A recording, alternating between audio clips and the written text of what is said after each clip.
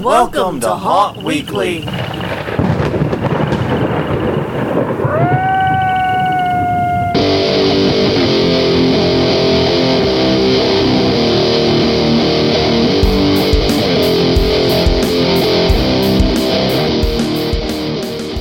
Hello, everyone. I'm Jonathan. I'm Crystal. And this is Haunt Weekly, a weekly podcast for the haunted attraction, haunted entertainment industry. Whether you're an actor, owner, or just plain aficionado, we aim to be a podcast for you.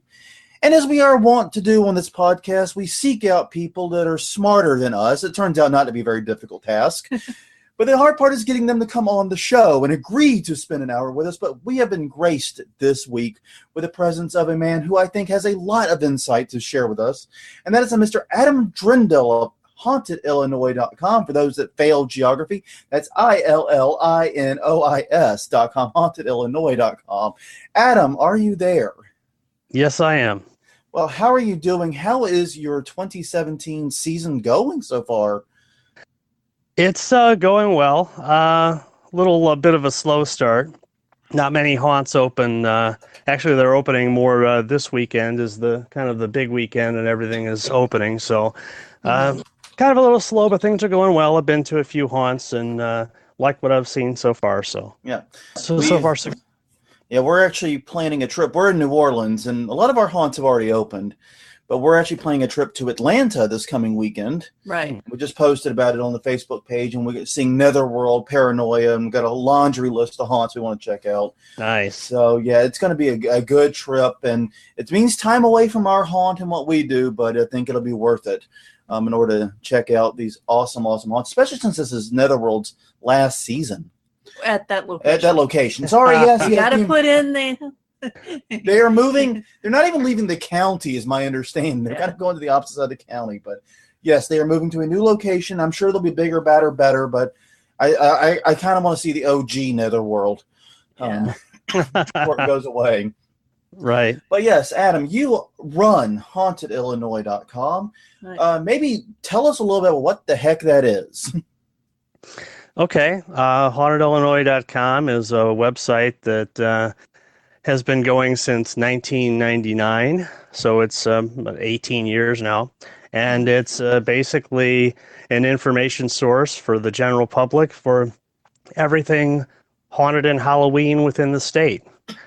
We first started the site off with basically just commercial attractions, and that's what we've done since then, and we are still promoting commercial attractions, but we've just recently gotten into the paranormal as well. So it's kind of like everything haunted.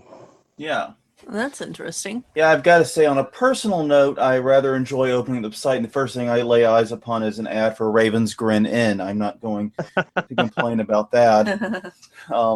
Yeah, we actually had Jim Moorfield on the show a lot of episodes back now. Geez. Yeah. We're getting on in the episode numbers, Crystal. Mm-hmm. But yes, it's a very, very neat site. And if you are in the Illinois area, definitely check it out. I know we used it some when we were actually there last season. Right. Because we were actually in southern Illinois around the St. Louis area. You were your site helped alert us, I believe, to Waterloo. Was one of the ways we learned more about it. And I got to say, Waterloo was probably one of my favorite haunted attraction experiences of all time. Yeah. That was a lot of fun. It is a trail haunt done right, and it is a charity haunt with amazing passion and love. It's one of those things. It's a truly unique experience. But yeah, it's a very, very cool site. We'll talk more about it, I'm sure, as we go along. But the reason we called you here today is because you are a person that I assume visits many, many haunts. Yes. How many haunts do you visit? Yeah, how many do you visit? Try to. Give us an idea. It all depends on all sorts of circumstances and if real life gets in the way, which it does sometimes. But all the time. But but usually between 25 and 40 haunts a season. Wow. Jesus. Well, that puts my numbers to shame. Good night, everybody. This podcast is over. No. Yeah, that's a haul. That's a haul, and I've got to say, it must be nice to be in a place where you can visit that many haunts, right? That's one of the problems we have in our area. Though we have a lot of great haunts, they're spaced out so far Your travel time kills you. Oh yeah, in the Chicagoland area, they're pretty much really close. You can hit maybe 3 or 4 in a night if you rush. Yeah. Well, that's what we're going to try to do in Atlanta. So just Yeah, that's one of the problems with Southern Illinois is they're pretty much you're talking an hour apart at least between each attraction, so it's kind of hard to hit that many down there. Yeah, agreed. That's very true. And in like southeast Louisiana, where we normally reside, it's a similar situation. Yeah. The population's there, but for some reason there just aren't that many actual attractions in terms of head count. The ones we have are absolutely amazing. Right. But the reason we brought you today is to answer a question that's been on our mind early this season. Have haunted attractions gotten too damned expensive? That's an interesting question. I think the answer is yes. In a lot of cases, we've really actually have been collecting data on this haunt prices since officially 2003. I have I had the all the attractions databased and was able to collect that, and I save it in Excel form. Yeah, real fast. Are you in Japes like Excel buddies? Spreadsheet buddies. Spreadsheet buddies, because something like that. It sounds like a Japes thing too. I got to be honest. I'm looking at a spreadsheet and a graph right now. So, but yes. So yes. What does your data shine light upon? I'm curious. Well, basically, it shows, and like I said, I've collected data for all the attractions that have submitted to the directory for our Halloween event directory since 2003, all the way through, and I haven't done anything with this year, but through 2016, and the average cost I found of haunts that submitted in 2003 was $6.60. Wow! And now the average, in 2000, yeah, well they were a little cheaper back then. A little bit. But hang on a second. Keep talking. I'm going to look up something. Sorry. Okay, no, I was just doing a comparison because in 2003 it was $6.60 with the average cost, and if you look at 2016, the average cost is $15.55. So, and again, this probably doesn't represent every haunt out there, but it is, I think, a good sample of a kind of a high level example of what is out there as far as price is concerned. And I just found myself an inflation calendar because we're obviously $2003 we're worth more than $2017. But here's the thing: right. $6.60 in 2003 comes out to just shy of $9 in 2017. Mm-hmm. And how much did you say the average was in 2017? I think I might have accidentally talked over it. 2016 was $15.55. Wow. Haunts up there are so we moved at a significantly greater than inflation pace is what we're saying. Right. And one thing that I think is interesting to look at, too, is I was doing some calculations on that through the wonderful Excel and found that if you take like a 5-year grouping of 2004 through 2008, the average percentage increase in price is 4.4%. Mm-hmm. But if you take a more updated grouping of years, 2012 to 2016, the average price increase is 7.6%.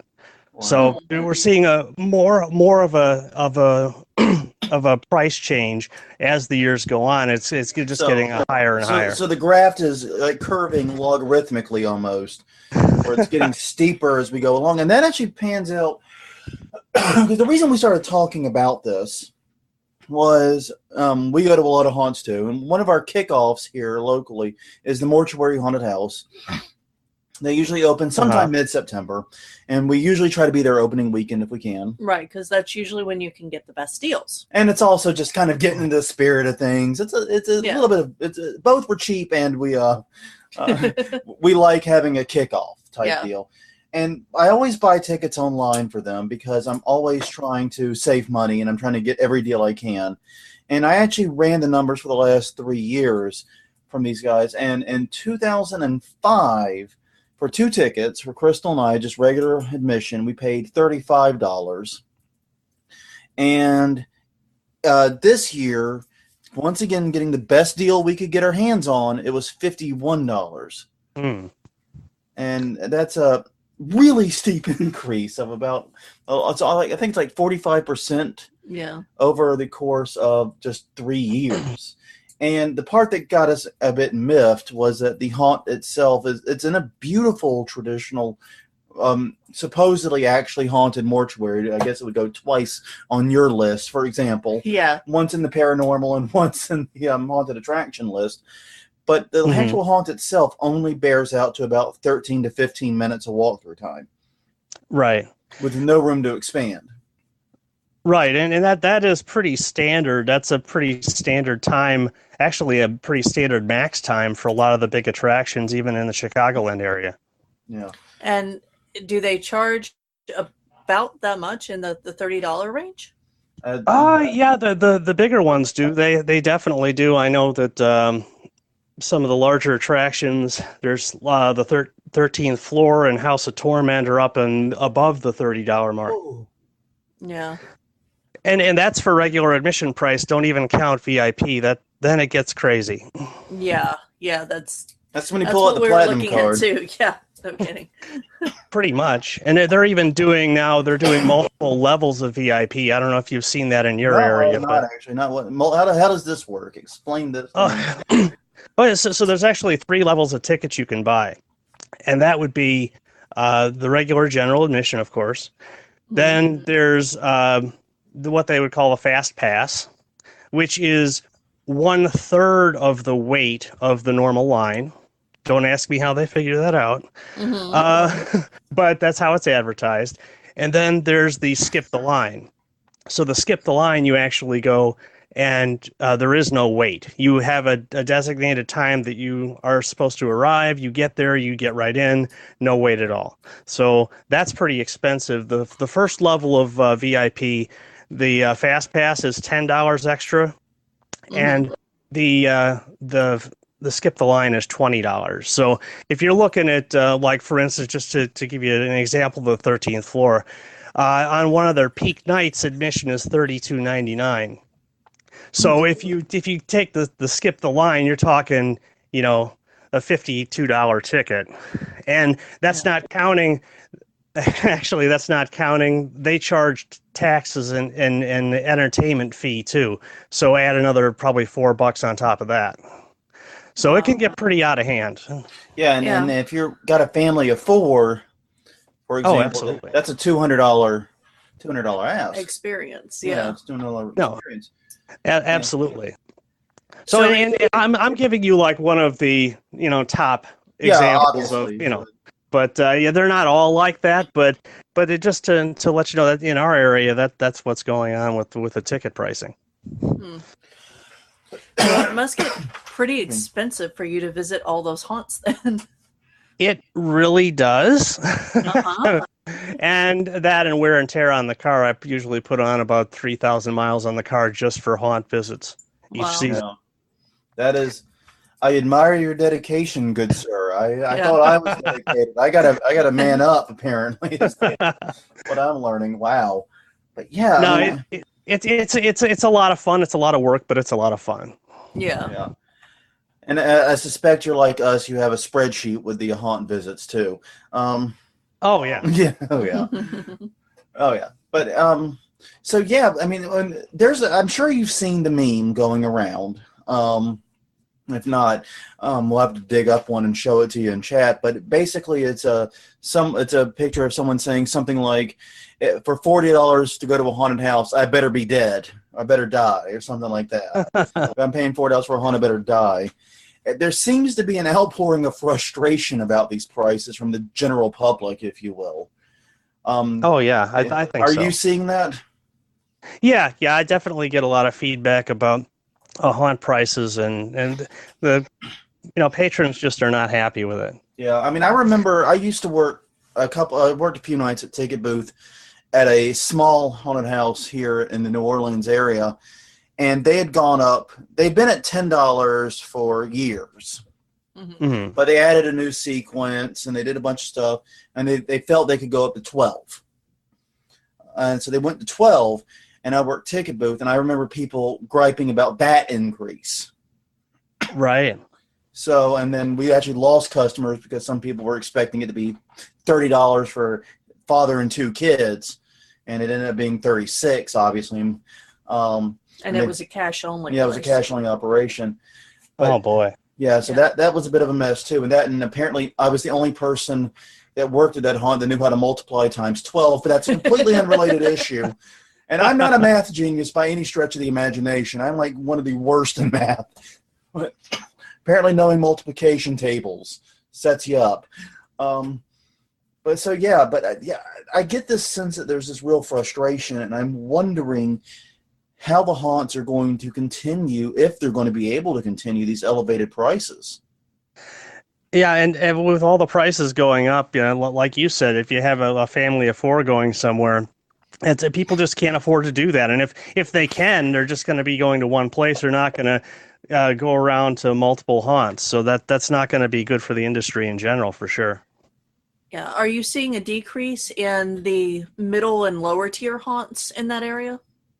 That is one thing that I was kind of worried about. You get a couple of big players come in, and there have been some that have dropped out. So, but there's just a natural turnover with haunted houses anyway. They kind of come and go, and some of them stay for years, but there's a significant percentage of them that just come and go. And as you noted, they off air before we start talking, they sometimes morph into other haunted houses later. That's true. The cruise might stay the same. The name just might change. That does seem to happen a lot.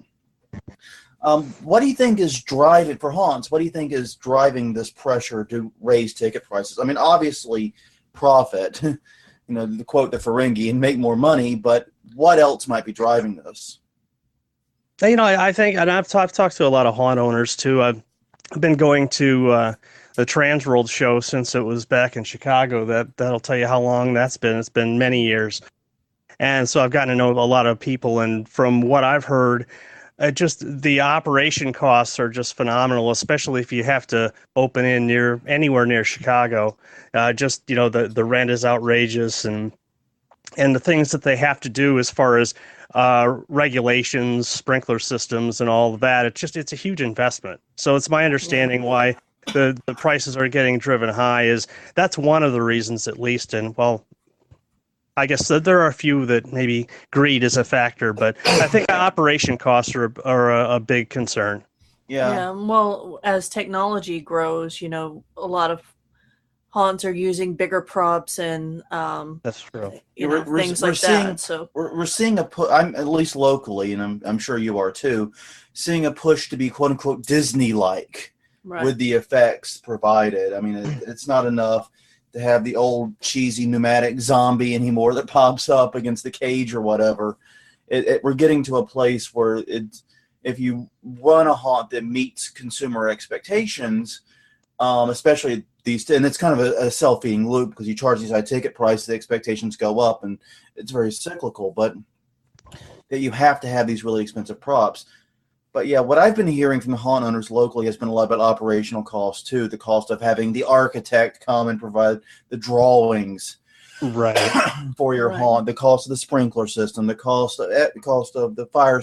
Well, and here it's event permits too, because for a lot of haunts, in some of the parishes, they have to have an event permit that's $1,000 a night for every night they're open. Yeah, there's a lot of ridiculousness. And the battle between haunter and fire marshal is ancient.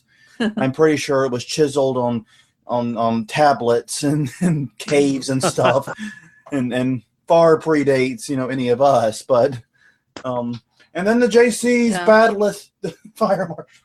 Yeah, but I think the general public is not going to see those costs. It's not costs that they can see.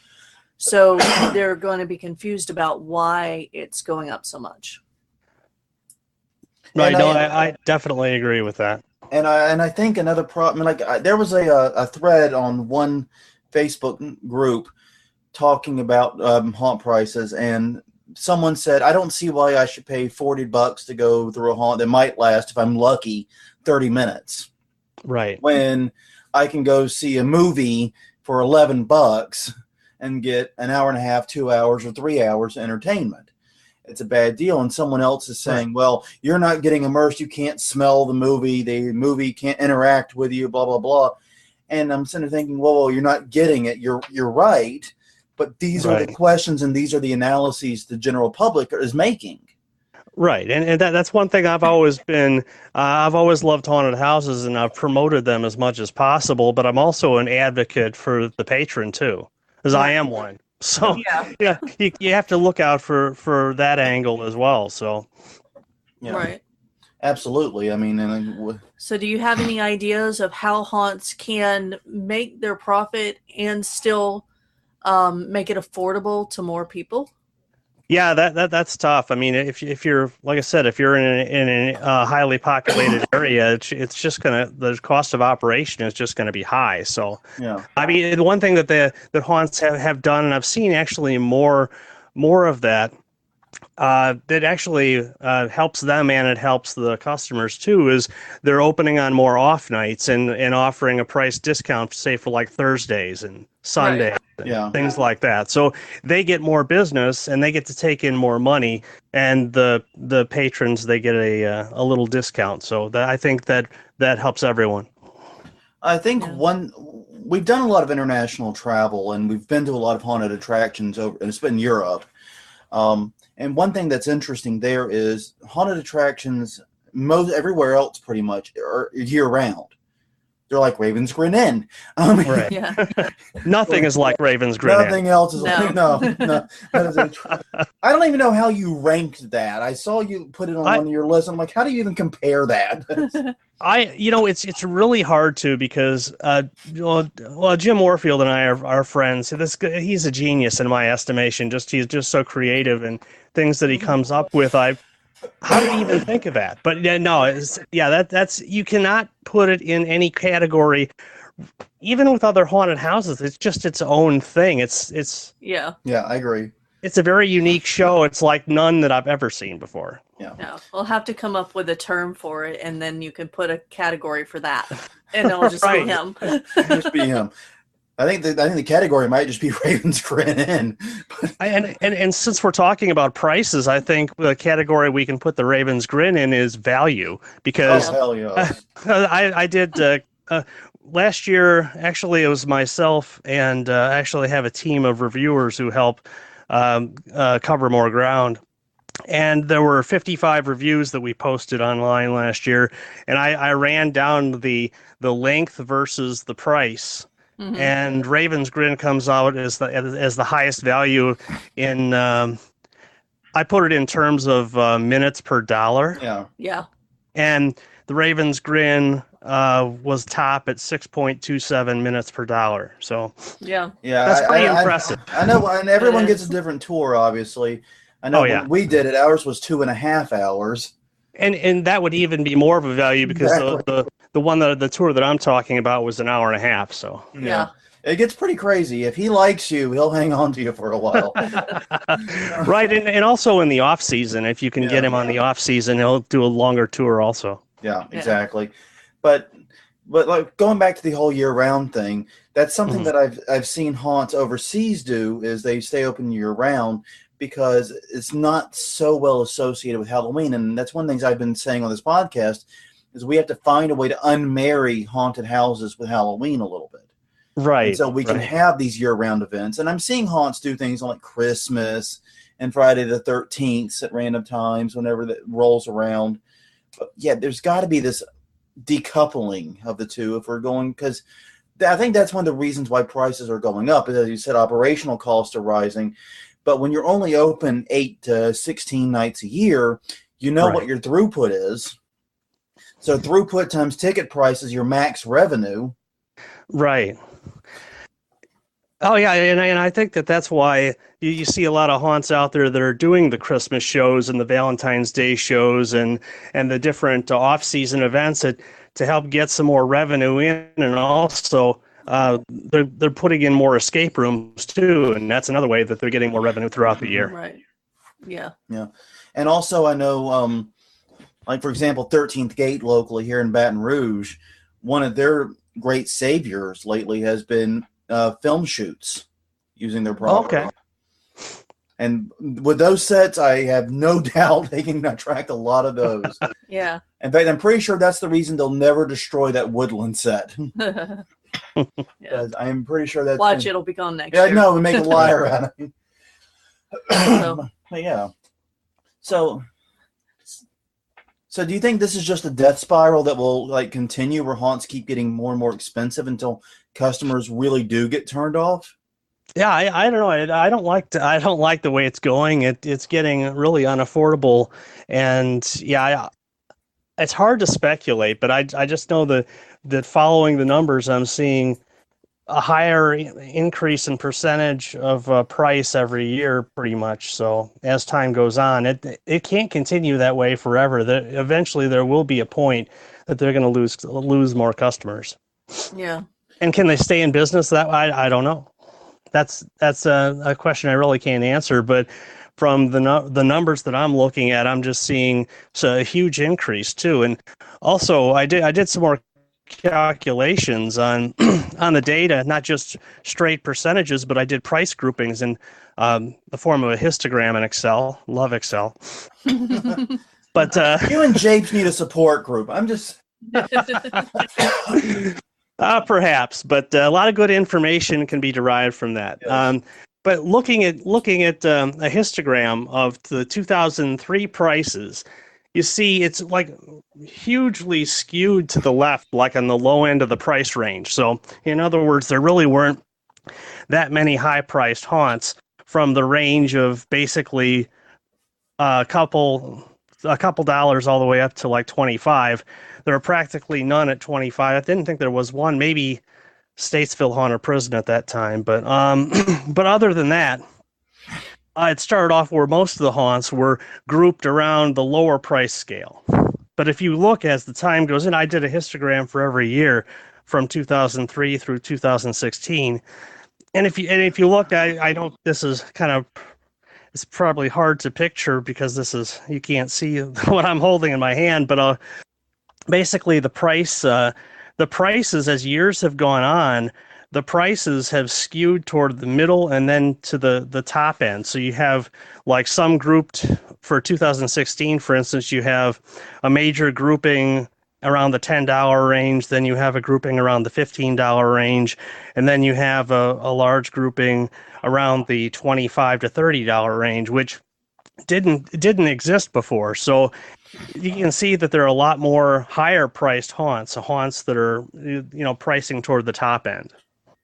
Yeah. It's a bit like if all restaurants were priced like 5-star restaurants. Right, pretty much. Sometimes you just want to go to McDonald's, man. Exactly, and thankfully there are still some of those smaller events out there that are priced reasonably that you can, but they're kind of I don't know. I guess the numbers are going down, and as far as the lower priced haunts, at least that's what it seems. Yeah. Yeah. That's unfortunate, though. Yeah, and you would think that, having so much competition would drive prices to be competitive for those customers, but it doesn't seem that that's the way it's going. No, not at all, unfortunately. Well, and I think part of the problem is I think haunts are something in general where people are not very price conscious per se. Right. It's something you only do a couple times per year. Most not the freaks on this podcast. Right. Most normal people, like people out there, not the listeners either. But like normal people that don't listen to this podcast and have nothing to do with this podcast. So they're not listening. They're not listening, but like normal people, they only go to a couple haunts per year, so it may not be something they're very price sensitive to, but there is a limit to that lack of price sensitivity. Right. And I worry that we're coming upon that limit in fast order, because when people like you and I who love haunts are sitting there going, I might have to rethink my haunt schedule and not go to some haunts next year. They're getting to be too pricey and not providing the experience. Right. That's a bad sign. Yeah. I mean, and it's weird because it's like I said, people complain about the price. They've always complained about the price, but they still pay. Right. And so that may be changing soon if this continues, though, is the problem. Right. And we've seen kind of over the past, say, 5 years or so, we've seen some the things that really didn't help as far as the reputation of the haunted house industry. There have been some, haunts that have come out of nowhere charging a $30 price, and then they really didn't back it up with quality. So if somebody picks that one haunt to go to and they have that bad experience, they're going to think, God, if this $30 haunt was this bad, I'm not going to go to any more of them. Right. Yeah, and that's something that we do need to be thinking about more and more, is that what you do with your haunt doesn't just impact your ticket sales. It doesn't impact you. It impacts the entire industry. Mm-hmm. And one of the reasons is because, we think about haunts year round. Yeah. We don't always make other people don't always make great brand differentiations in haunted attractions. And we have this problem all the time. We talk about our home haunt, we talk about what we do, and people always say that we're from some haunt we're not. Yeah. You know what I mean? Oh, they're the guys from House of Shock. They're the guys from the 13th Gate or the Mortuary or whatever. I'm like, no, we're not. We're none of those. Yeah, so now we have shirts with our logo. We had to buy damn shirts exactly to say who we were with. But so it's one of those things where it's like, obviously there's an issue where people don't look and go, okay, haunt X sucks, or haunt X is not worth it. Haunted houses are not worth it, is what they often say. Yeah. Right. I wonder if, because when we were over in England, we went to a castle, and they told us that, if you were going to be here longer, you could buy this pass and you could go to all the other castles for one price. And I'm wondering if something similar, if some of the haunts could team up and do a pass where, because not all of them are going to get visited. Oh yeah, I have actually seen that. There was at one time. It's defunct. It's one of those haunt websites that have come and gone. But there was one called Haunted Heartland several years ago, and it was a group of haunts that got together and they provided discounts, and they traded coupons. And if you went to one, you pick up the coupons for the other, and you could make the circuit to like 3 or 4 of them. So, and there's a couple other haunts that I've seen do that this season. So it is being done, but probably not enough. And not promoted heavily enough either, I would say. No, definitely not. That's one thing I always try to remind other haunters, is stop thinking of other attractions as your competition. Because they're not. They're flatly not your competition. Your competition is the concert they could be going to that weekend. It's the movie they're not going to. It's the other activity, because people who make the commitment to spend the time and money to go to haunted houses typically don't go to just one and go, well, that's it, we're done. Right. That's all. I'm done. I'm haunted out for the season. That almost never happens. People won't. One haunt whets the appetite for the next and the next, and that's one thing that I've preached for years, that people need to cross promote more and help each other. But there's just such an attitude of like, well, he's my competition. He's going to take my business away, and like you said, that's just really not the case. I think more people should be cooperative and help each other. That's what I think. But yeah. Well, and I'm going to give a quick shout out to Japes' Lost Souls bus tour, because that's a great deal, because we ran the numbers on that. Oh, yeah. It's like 9 haunts for however much it was. Yeah, I forgot how much it was. But it was a good deal. It was cheaper especially than since even it just was, general admission tickets. Well, yeah, because it's skip the line for each of them. Yeah, and then you got VIP, and then you got transportation with food and beer and japes. Entertaining, so, and entertainment. So, yeah, that is a hell of a deal, and it sounds like a lot of money, because I think it was like $400 or something. Yeah. It sounds like a lot of money, but when you break it out, it's actually a huge savings. Right. I think it was $75 for one night, and the other 2 nights are $95 if memory serves me correctly. Yeah. So if you add all that up, I mean, it's still not a bad price for all the bus transportation and the VIP treatment. And it's not even just VIP treatment. It's the haunts are just letting them in when they get there. It's not. It's better than VIP. Yeah, exactly. It's that top tier you were talking about earlier. Exactly. But yeah, it's definitely a good value. Yeah. And one thing that I've always thought haunts need to accent more, and I've not seen enough of it locally. House of Shock does this fairly well locally. 13th the 8th's getting better, but they need to accent other lines of business while the haunt is open. You know, the ticket is to bring the tickets to bring the crowd, sell T-shirts, hot dogs, hamburger, whatever goddamn thing you can sell, you sell. And it's like, you know, like Rise is a good example of not doing this well, even though I think they're a great haunt and I love them. Great pair of haunts now. But the thing is, you get there, you drive all the way out to BFE, Louisiana, and you go and they have a great haunted house and they have a great secondary haunt. They have zombie paintball and there is squat else. You can buy like chips and soda, thirsty. And it's like, guys, you could open up a bar and a restaurant. You could open up stuff here and get people to hang around and do things. You know what I mean? I am glad that they added the ATM so that you can, if you forget to bring cash, you can buy that stuff. Yeah, that was a good addition. But yeah, I mean, but that's the thing is there's got to be ways to supplement that bottom line that aren't just going straight into the ticket price. Because that's hurting. Oh yeah, absolutely. They should leverage the merchandise a little more, I think. And some haunts do it really well, but some just do not. I've seen some haunts that, like, boy, I wouldn't mind having a T-shirt, but they just don't have them. Yep. Yeah.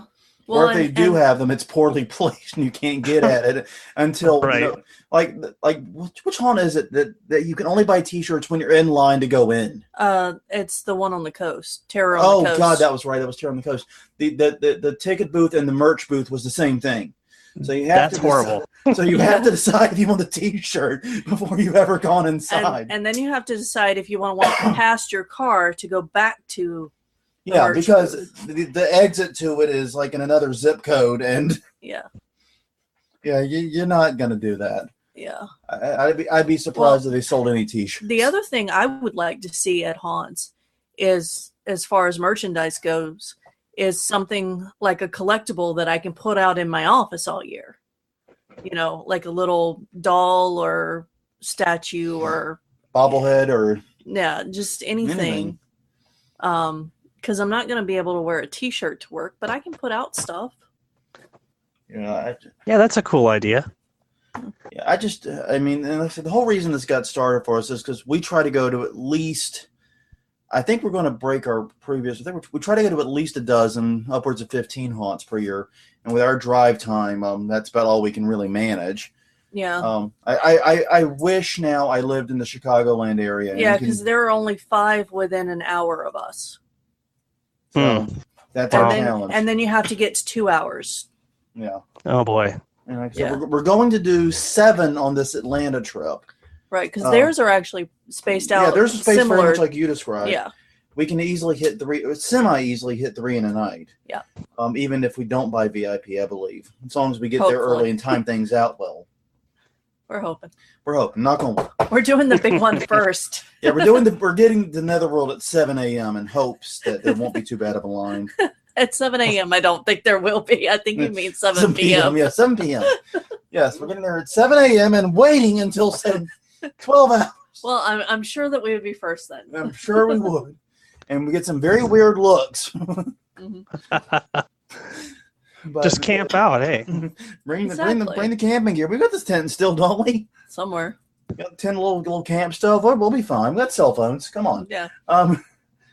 But yeah, so that's the thing. It's like we can't, from a time standpoint, hit more, but it's also getting to the point where financially we can't hit them. Right. It's just literally getting too expensive. And if we're feeling that burden when this is something we value and prioritize way more than just about anything else, we save up to do this. I mean, that's how crazy it is, you know? Yeah. No, I believe me. I know what you're talking about. Yeah. Yeah. So, yeah. It's just not getting to when you get haunted houses that are approaching the price of an amusement park. That's pretty bad. Yeah. Yeah. So I've got Because it's interesting to hear from someone who visits all these haunts. Do you have a haunt of your own or do something big at your house for Halloween?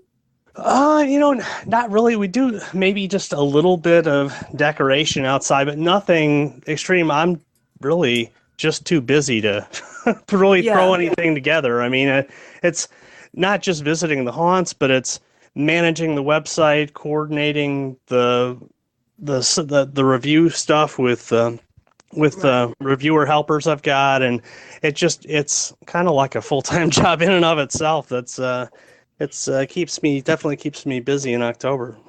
Yeah.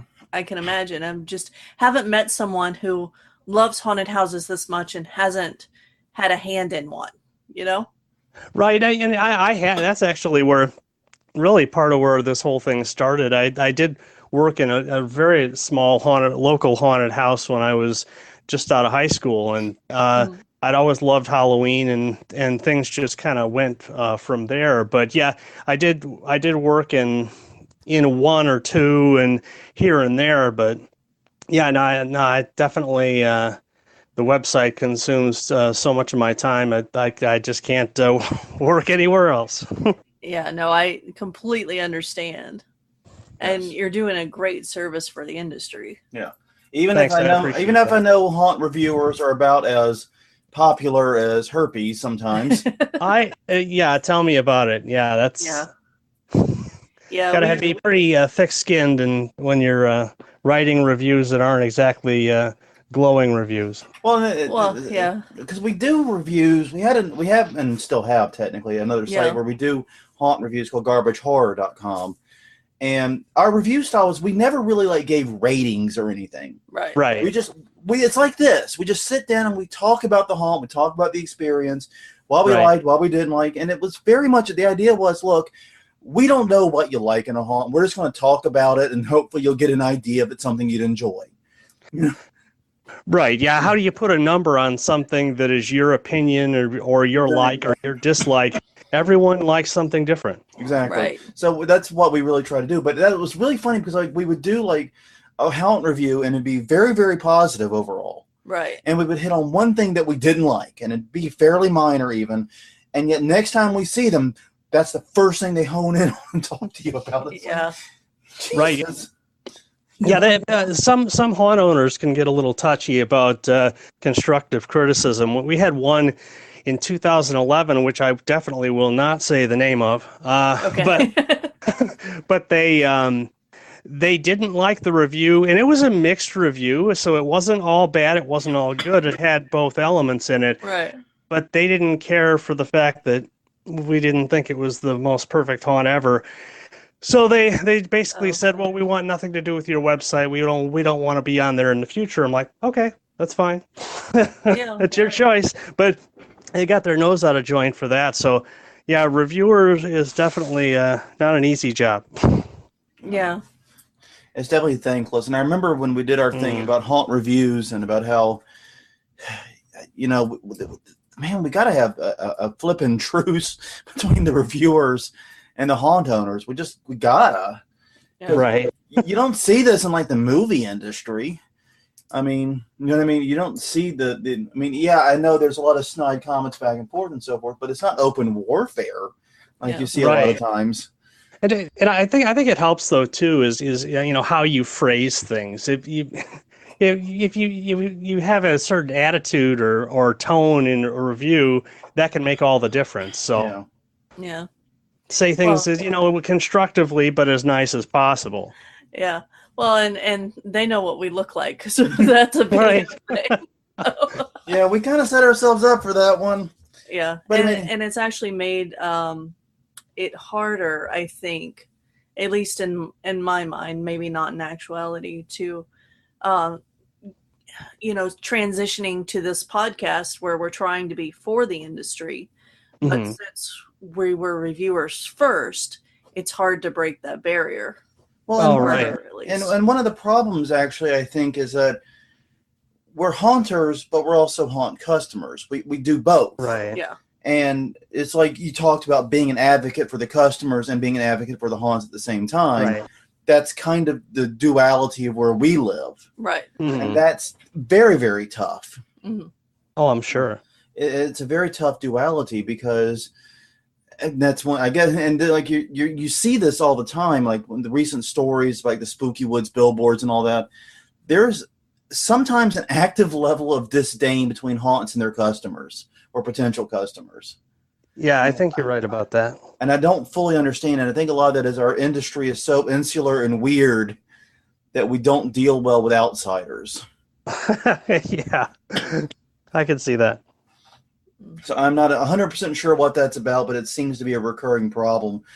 I hope, like I said, if we're going to survive, into the future, not just be a 50-odd year fad, we've got to resolve that issue too. We've got to find a way to work with the community, and part of that's going to be making sure our price point is on the mark, and that's going to be tough. We can't keep this logarithmic growth going. Right. Absolutely. No, because and like I said, it's a situation where the industry is charging more and more and more, and it seems to be more and more aggressive against the general public, quote unquote.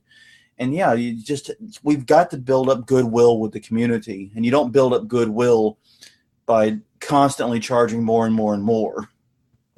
No, you definitely don't do that. So, real fast, we've only got a few more minutes, but so what is your haunt travel schedule like? I'm very curious because you said you really haven't started yet. So describe like what the typical Friday or Saturday night is for the next month or so. Okay, that is, I kind of sit down with, basically I sit down with a map and plot it out as far as the way I do it is I start with what's open on the off nights. Yeah. And I visit those first. Is it something that's open on a weekend? Everybody's open on the weekend. Right. But if you can hit something that's not open on the weekend, it's open on the weekend, but also on an off night, I'll hit those on the off night instead. So that's kind of how I can maximize the number of haunts that I hit. But I sit down and I see what's geographically close to, one another, and then kind of put them together, kind of figure out travel times with Google Maps and see how many that I can hit. And that's kind of the way I do it. I sit down with a map and kind of plot it out. Yeah, I've got to say, in planning this Atlanta trip, the most useful tool I have found is Google Maps custom map creation. Oh my God, that is amazing! I definitely, I can't agree more with that. That's a fantastic tool. The first thing I did was I made a custom map of Atlanta, and I knew the nights we might be there. We were discussing being there Thursday night, so I made one layer for haunts open Thursday night, Friday night, Saturday night, and Sunday night, and then included the hours they were open that night in the title of it. And I didn't put the price in. That was the mistake I made. The lesson learned for next time around I do this. And that way you can just switch between the layers and see what's close and what's open on the off nights, like you said, and plot your route. And like I know we're going to be on the northeast side of the city Friday night. That'll be Netherworld, Paranoia, and all that on the northeast side. And then on the other side of the 285 loop for Saturday night, doing a containment and other haunts there, because there's apparently a big loop of haunts on the southwest side of the city. So we'll never be inside the 285 loop that runs around Atlanta, I'm hoping, because traffic inside that loop is god-awful. But if we can avoid that, we should be good. But yeah, it looks like but that's such a useful tool. If you're planning a haunt trip, Google Custom Maps is your friend. Just trust me. Oh yeah, no, absolutely. That's it can be a lot of work planning, but it's worth it to do the homework ahead of time. That way you can kind of plot out what you're going to when and sequence it and maximize those trips. Yeah, because think about it this way. You've only got 5 hours per night, basically. Haunts are typically open from about 7 to midnight-ish. And right. So you've got to maximize how you use that time. Right. And do you take notes or record something while you're driving between them in order to keep the haunts straight? How do you keep your haunts straight? Asking for a friend. Asking for a friend.